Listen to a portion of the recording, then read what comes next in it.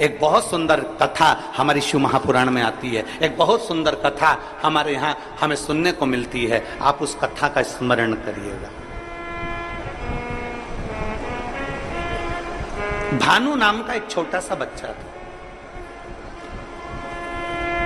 बहुत छोटा सा बच्चा, भानु नाम था।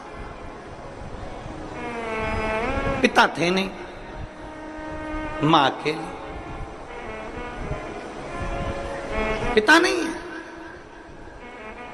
अकेली मां है और वैधव्य मां अकेली।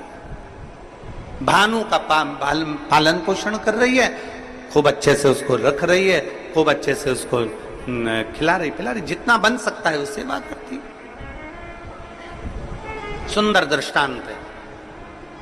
वो बेटी अगर यहां बैठकर कथा सुन रही हो या टीवी पर कथा सुन रही हो कि कंक्रीट के शिवलिंग को हमने बना दिया और पूरा गांव वहां जाना चालू कर दिया, तो क्या उसका पुण्य मिलेगा कि नहीं मिलेगा, हमको हमारे खाते में पुण्य जाएगा कि नहीं जाएगा, वो बात मूल है।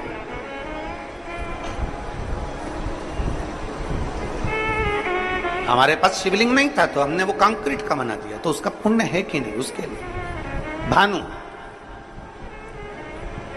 भानु की मां उसका पालन पोषण कर रही है। घर में इतना वैभव नहीं है, घर में इतना धन नहीं।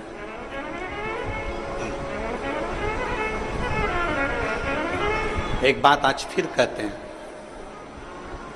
तुम्हारे घर में धन की कमी होगी ना, चल जाएगी। धन की कमी होगी तो बच्चा बचपन में रोएगा, धन की कमी होगी तो बच्चा खिलौने के लिए रोएगा, धन की कमी होगी तो बच्चा कपड़े के लिए रोएगा, धन की कमी होगी तो बच्चा गाड़ी के लिए रोएगा। अगर तुम्हारे घर में धन की कमी है ना, चलेगा, पर तुम्हारे घर में संस्कारों की कमी नहीं होना चाहिए, नहीं तो जिंदगी भर रोना पड़ेगा।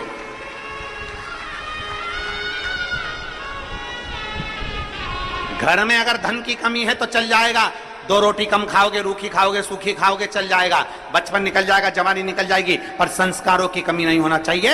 अगर हमारा संस्कार समाप्त हो गया तो हमें जिंदगी भर रोना पड़ सकता है, जिंदगी भर, जिंदगी भर चलेगा। धन की कमी चलेगी पर संस्कारों की कमी ना हो। संस्कार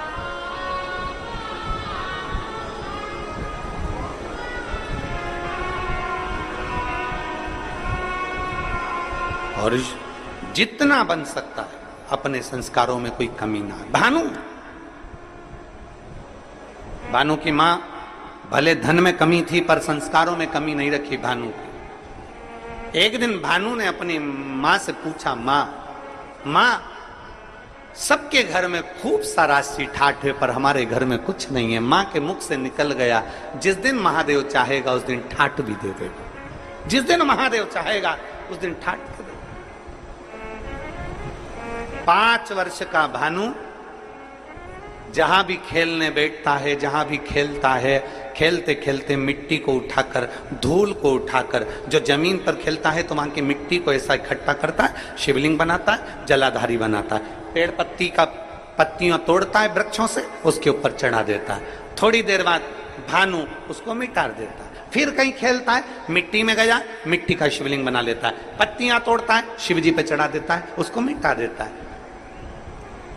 4 छोटी छोटी डंडियां लाकर खड़ी करता है, उस पे झोपड़ी बनाता है, उसके अंदर एक मिट्टी का शिवलिंग बना लेता है, उस पे पत्तियां लाता है, तोड़कर चढ़ा देता है। ये केवल भानु की कथा नहीं, ये आपकी और हमारी भी कथा है। बचपन में कई बेटियां, बचपन में कई बेटे, बचपन में छोटे छोटे लड़के, सोमवार आता है, मंगलवार आता है, बुधवार आता है, गुरुवार आता है, ऐसे कई दिन, कोई शिवरात्रि, कोई सावन का महीना आता है, छोटे छोटे बच्चे डंडियां लाते हैं, तोड़कर छोटी छोटी डंडियां तैयार कर कर उस पर छप्पर डालकर उसमें मिट्टी का शिवलिंग बना लेते हैं, उसका श्रृंगार कर देते हैं, उसके ऊपर पत्ता पत्ती लाकर चढ़ा देते हैं। कई लोग हंसते हैं, बताओ कैसा मूर्ख है, कैसे इसमें अकल नहीं है, छोटा सा बच्चा है, इसने ऐसा कर लिया। घर के अंदर वो भगवान की पूजन करता है, छोटा सा बच्चा।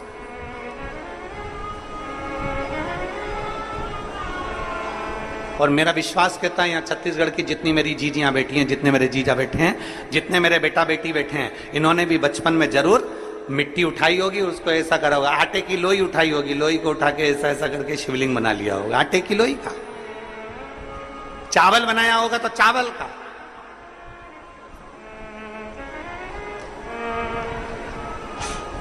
बोलो बोलो, सही है कि गलत है? बचपन में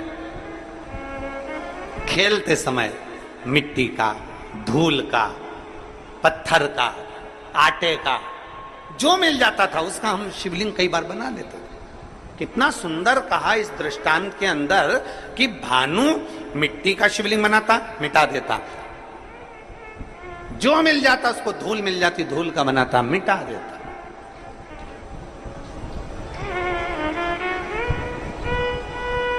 शिव महापुराण की कथा कहती है भूल वश भी, भूल से भी, भूल से। कितना सुंदर कहा। कई बार बादल देखते हैं ना, बादल, कई बार बादल देखते हैं तो बादल में भी शिवलिंग का दर्शन होता है। कई बार वहां शिवलिंग आया नहीं है, वहां शिवलिंग आया नहीं है, पर बादल देख रहे हो और दूसरे भी देख रहे हैं, उनको नहीं दिख रहा है, पर आपको बादल में ऐसा लग रहा है कि ये जलाधारी है, ये शिवलिंग है, ये सामने नंदी है, ये शंकर है, ये पार्वती है। बादल में भी आपको शिवलिंग का दर्शन हो रहा है। कई बार पानी में, कई बार शिवलिंग में, कई बार वृक्ष में, कई बार बेलपत्री की पत्ती में भी शंकर के शिवलिंग का दर्शन हो जाता है। कई बार फूल में शिवलिंग का दर्शन हो जाता है। क्यों, किस लिए, किस भाव से? तो हमारे यहां दृष्टांत सागर कहता है, अगर तुम्हारी नेत्रों से तुम्हें बादल में, जल में, थल में, पाषाण में, मिट्टी में, धूल में भी अगर भूल से भी तुमने शिवलिंग का निर्माण करा है या दर्शन करा है, तो तुम्हें तुम्हारे खाते में एक शिवलिंग के निर्माण का पुण्य तुम्हारे खाते में जुड़ जाता है और उसका फल तुम्हें मृत्यु के पहले प्राप्त जरूर होता है। वो मिलता जरूर है। अब बादल में शिवलिंग बना, बादल में धुएं से, भाप से शिवलिंग का दर्शन हुआ, तो यहां शिवलिंग बना नहीं है, यह आपकी दृष्टि में, आपके मन में शिवलिंग समाया था, तो आपने उसको शिवलिंग बनाया। वो देख, ऐसा लग रहा है, ऐसा लग रहा है ना कि सामने जलाधारी है, ऐसा लग रहा है ना सामने शिवलिंग है, ऐसा लग रहा है ना कि सामने शंकर है। मतलब तुमने अपने दिल से बादल में भी शिवलिंग बनाया है, मतलब एक शिवलिंग बनाने का पुण्य तेरे खाते में जा चुका है। तुमने बेलपत्र में दर्शन करा, देखो ऐसा लग रहा है ना ये जलाधारी है, ये शिव है, ऐसा लग रहा है ना, मतलब तुमने बेलपत्र में भी शिवलिंग बनाया है, एक शिवलिंग का पुण्य तुम्हारे खाते में चला गया। केवल एक मिट्टी का बनाया, पाषाण का बनाया या कोई चीज का बनाया, ये हमारे खाते में पहुंच गया। एक शिवलिंग भले तुमने दिल से, मन से, भाव से बनाया, पर पहुंच गया।